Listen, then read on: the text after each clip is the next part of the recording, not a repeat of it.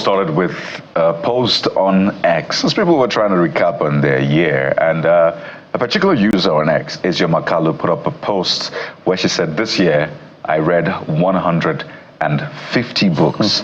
I smashed my 2 years record. That's reading records.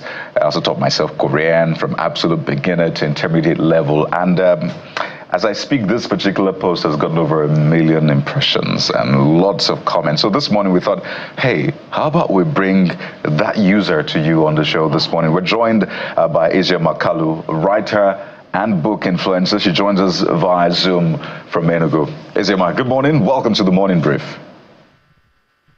Good morning. Thank you for having me here. Well, I know you've gotten a lot of commendations, backlash, doubts, and all of that. So let's just start with the elephant in the room. Did you really read 150 books? If you did, how did you read them? What was the volume of the book? I can go on and on, but you get the whole shindig. This is something you've gotten for days now, Ezioma. Of course, I read 150 books in 2024. And how I did it, I just read every day. Every day, I make a conscious effort to read books. When I wake up in the morning, my routine is normally I would pray, and then after praying, I would read. I have an app on my phone, BB app. I use it to read, and I also use it to listen to audiobooks. Then I would read maybe 1 chapter, maybe 2 chapters, maybe 3 chapters. And one thing people fail to understand is some people are fast readers. I am a fast reader. I read from my phone, and then I set my day. While doing my chores, I can listen to audiobooks. I'm listening to audiobooks, the narrator is narrating the stories to me, and I'm doing my chores. And then during the day, I can just find a time to read my paperbacks. I read books of 400 pages, 300 pages, 200 and something pages. And there's something I do. After each book that I read, I review them on my social media platform. I would write something like, my first book of the year is blah, blah, blah, blah, blah. I review it. So I use social media to track my readings. So whenever people tell me, whenever people ask me, are you sure you read this book? Are you sure this? Are you sure that? I'm always taken aback because the track record is there. You can always check my social media platforms. So to answer your question, yes, I read 150 books in 2020. So a lot of people will be curious to know how much of retention of these books you have. You know, there's one thing to read a lot of books. How, in terms of retention capacity, so let's give an example. You read your 400-page or 300-page book. How much of that do you internalize and you can, review? Let's say maybe 10%, 20%, 30%. Let's see how much of a genius you really are. That's what is on the minds of people. Okay. If I read a book, I am always immersed in the story I am reading. I don't know how to separate myself as a different entity, as someone experiencing the book from a secondary personnel. I am immersed in the story. And so I follow the story from the first chapter to the last chapter. And when I write reviews, my reviews are usually long. Characterization, the plot. I think I have a great retentive memory, if I do say so myself. So every book that I read, if you wake me up any day to tell you about it. Some books that I read in my primary school, I still remember them. Like I read Dizzy Angel by Great Joseph when I was in primary school. But even now, I can narrate everything in that story. I know the dialogues, I know so many things. So I can say I have a very great retentive memory. I almost wanted to ask, what do you eat to keep the memory? I want to go to a touchy subject.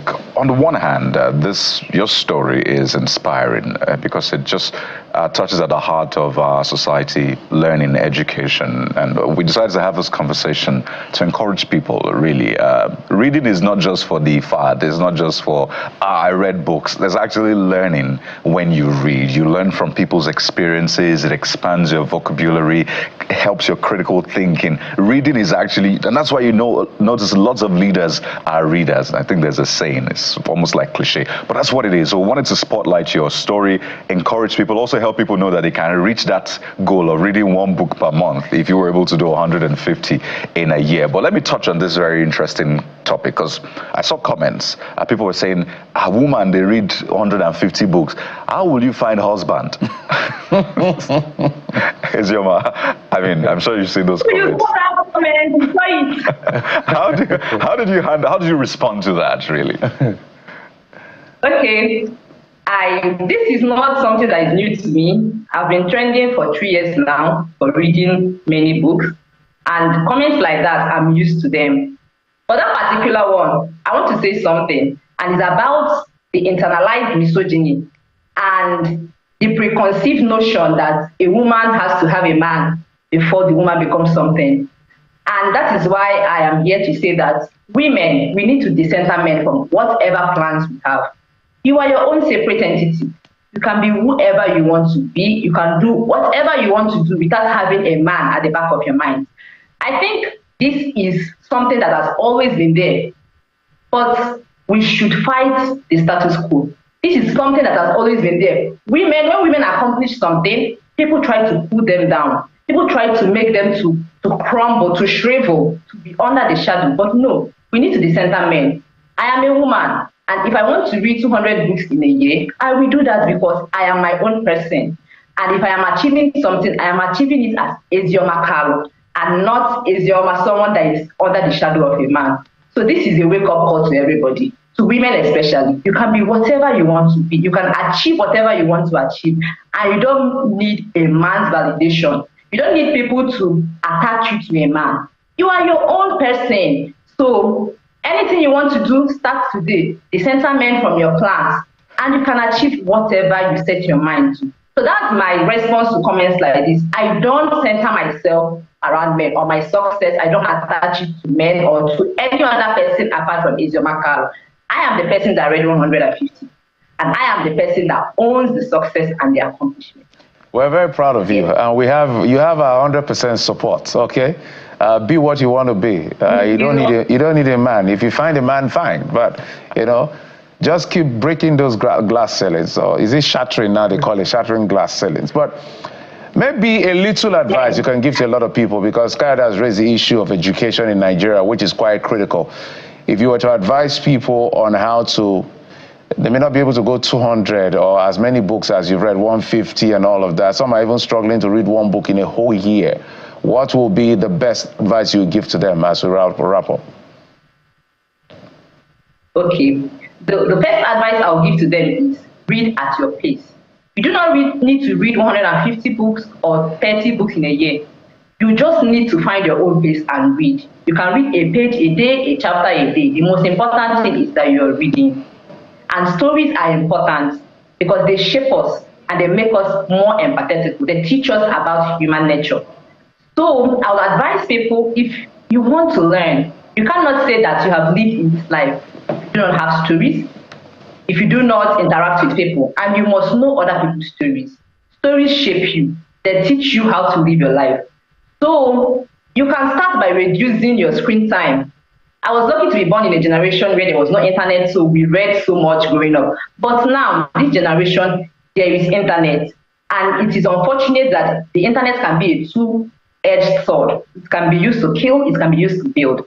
So in a world where there are so many distractions, each trying to gain your attention, you can make a conscious decision to allocate a specific time of the day for you to read. When you are reading, you are enriching yourself, all parts of your being, mentally, physically, financially, spiritually, and otherwise. Right. Reading makes you a better person.